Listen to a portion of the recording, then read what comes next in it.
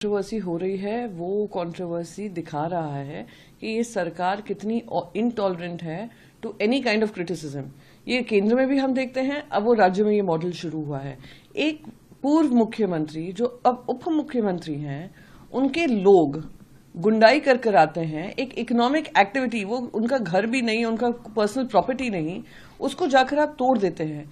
आप समझ सकते हैं मुंबई जैसे शहर में कुछ भी स्टूडियो रेंट करना भी कितना महंगा पड़ता है, पर वो एक जगह थी जहां पे वो लोग जाकर अपना स्टैंड अप कॉमेडी करते थे, अपने पॉडकास्ट रिकॉर्ड करते थे, ऑडियंस को आकर एंटरटेनमेंट मिलता था।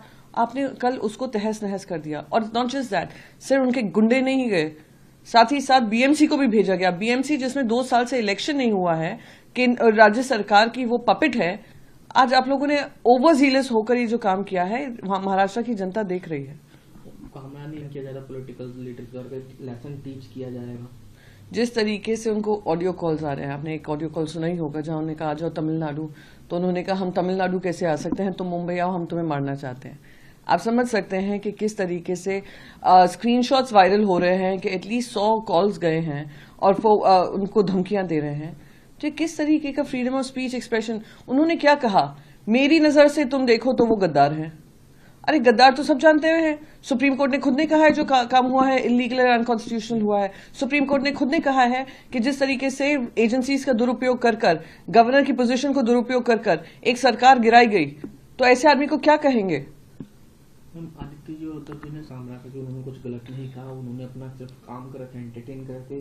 साथ ही आज 11 बजे तक पेश होने के लिए कहा गया, कुणाल कामरा को पुलिस स्टेशन में उनके खिलाफ एफआईआर भी हुई है। मैं उनके गृह मंत्री, हमारे राज्य के गृह मंत्री के जो एमओएस हैं, राज्य गृह मंत्री, उनकी बात सुन रही थी।